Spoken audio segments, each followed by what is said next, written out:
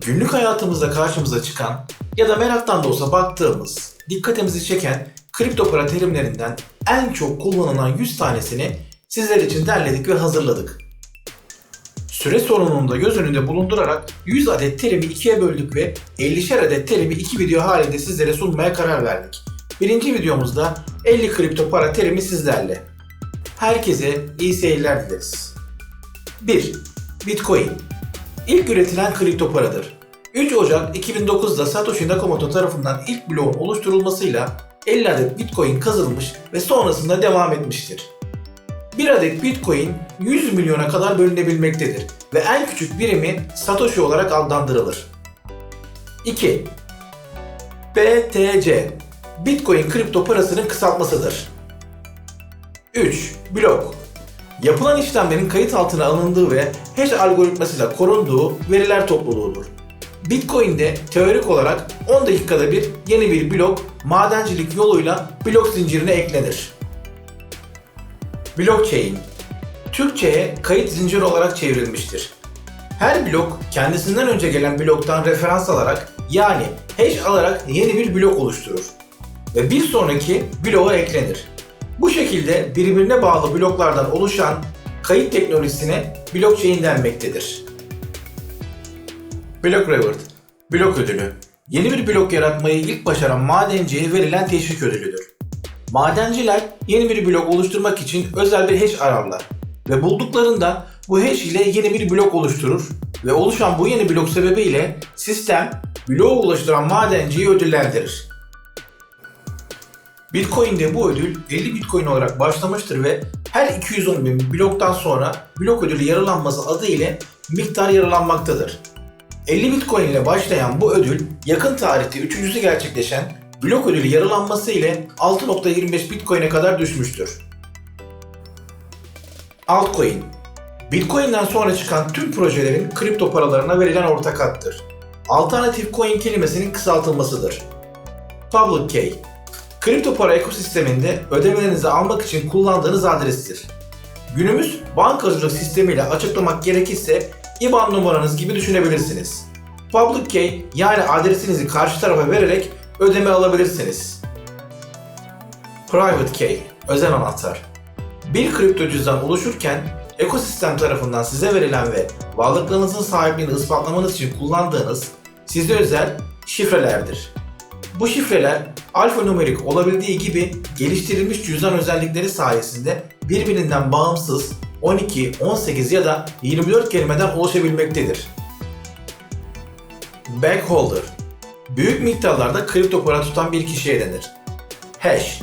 Girilen veriyi sabit uzunlukta çıktıya dönüştüren matematiksel işleme hash denir. Bir işlemin amaçlarından biri verinin gizlenmesidir. Söz gelimi, web sitelere üye olurken yazılan şifrelere hash'e dönüştürerek veri tabanına yazılır. Bu sayede veri tabanını inceleyen bir kişi kullanıcının şifresini bilemez.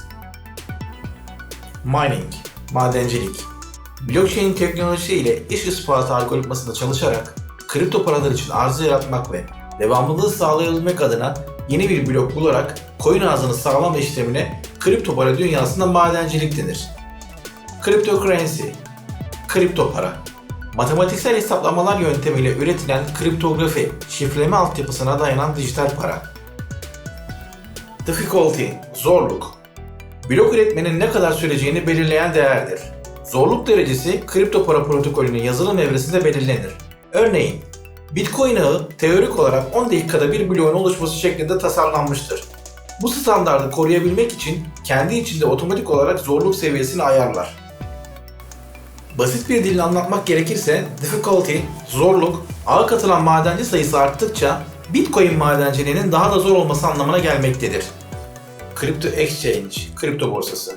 Kripto para birimleri arasında alım satım işlemlerinin yapıldığı ortamdır. Escrow, emanet hesap. Şartları önceden belirlenmiş hesapta varlık tutma işlemidir. Escrow'da bulunan işlem şartlar yerine geldiğinde gerçekleşir. Airdrop. Sözlük anlamı havadan gelen yardımdır. Yani kısacası bedava para. Kripto para sisteminde ise üreticiler yeni projelerin tanıtımını, reklamını yapmak isterler. Bu reklamlar neticesinde de bir topluluk oluşturmak amacıyla ve stratejik bazı sebeplerden dolayı projelerinin jetonlarını yani tokenlarını reklamlarının ulaştığı takipçilere ücretsiz olarak dağıtır. Bu dağıtım sistemine de airdrop denir. HODL. Aslında hold yani tutmak, bekletmek anlamına gelen kelime Reddit tartışma sitesinde bir üyenin bu kelimeyi yanlışlıkla HODL olarak kullanmasından sonra kripto para camiasında aldığın kripto parayı tut, sakla anlamında kalıcı bir yer edinmiştir. Bitcoin ATM. Bitcoin alım satım yapabileceğimiz ATM'lere verilen ortak ad. All time high. Tüm zamanların en yükseği. Kripto para biriminin fiyat olarak tarihteki en yüksek seviyesine verilen addır. All time low. Tüm zamanların en düşük seviyesi. Kripto para birimlerinde fiyat olarak tarihteki en düşük seviyesine verilen addır. Anti-money laundering. Kara parayı aklamayı önleme.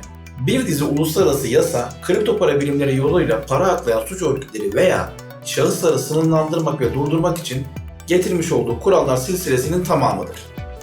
Arbitraj. İki veya daha fazla pazarda veya borsada aynı malın fiyatlarındaki farklılıklardan yararlanma yani kar elde etme durumudur.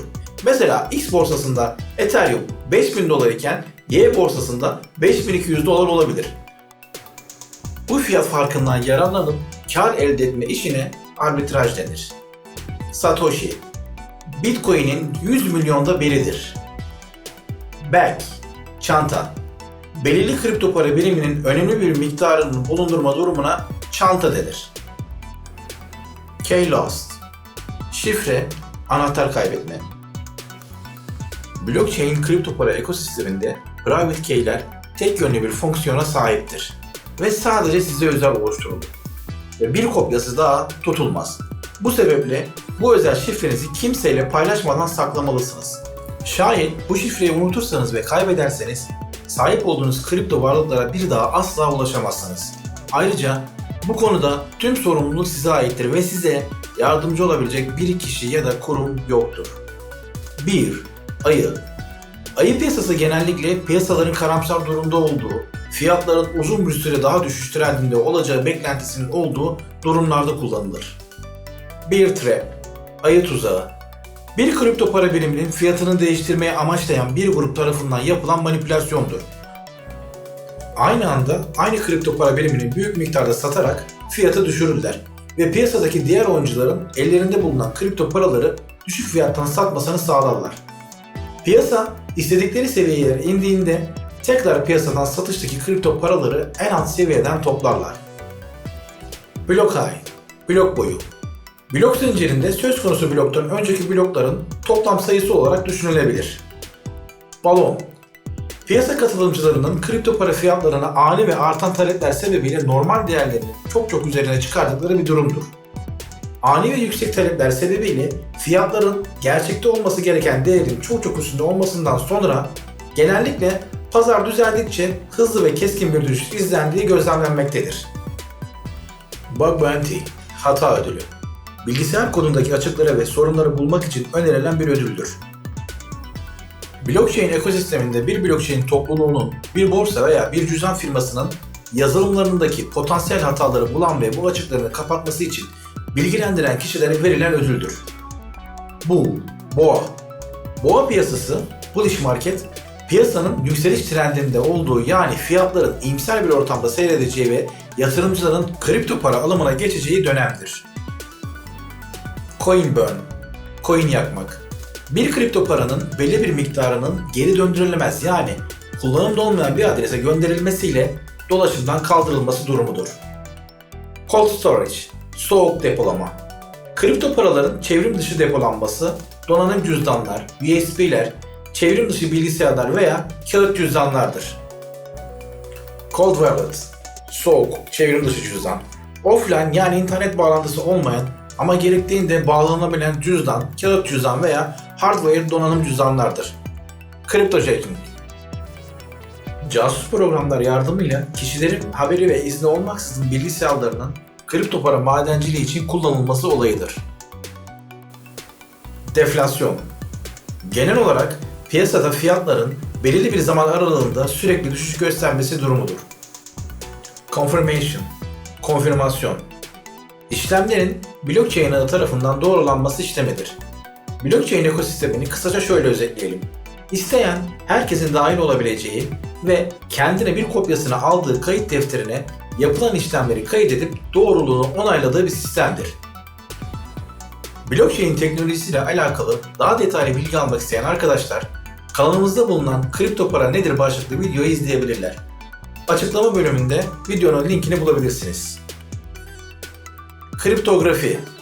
Kriptografi temelde bilgiyi kodlama ve kod çözme işlemidir. Okunabilir durumdaki bir bilginin muhtemel gözlemciler tarafından okunamayacak bir hale dönüştürülmesinde kullanılan tekniklerin tümüdür. Kripto para dünyasında Bitcoin işlemlerini doğrulamak ve güvenliğini sağlamak için kullanılır. Dominans, hakimiyet. Bitcoin'in piyasa kapitülasyonunu diğer tüm kripto para birimlerinin genel pazar payı ile karşılaştırılan endekstir. Bitcoin'in baskınlığı olarak da bilinmektedir. DAM, bir kripto paranın aniden satılması ve fiyatların düşmesi durumudur. FOMO, Fear of Missing Out. Kelime anlamı fırsatı kaçırma korkusu olarak geçer. Potansiyel olarak karlı bir yatırım fırsatını kaçırma ve daha sonra pişman olma endişesi anlamına gelir. Food, korku, belirsizlik ve şüphe anlamına gelen bir kısaltmadır. Negatif, yanıltıcı veya yanlış bilgi yayarak belirli kripto para birimlerinin ve kripto para piyasalarının algısını etkilemek için kullanılan bir stratejidir. Whale, balina, elinde çok yüksek meblağda coin bulunan yatırımcılara verilen isimdir. Zero Coin, herhangi bir işlem geçmişi olmadan para göndermenize olanak tanıyan teknolojik sisteme Zero Coin denir. Blockchain dünyasında anonim işlemleri gerçekleştirebilmek ve gizlilik sağlamak için Zero Coin protokolü kullanılır.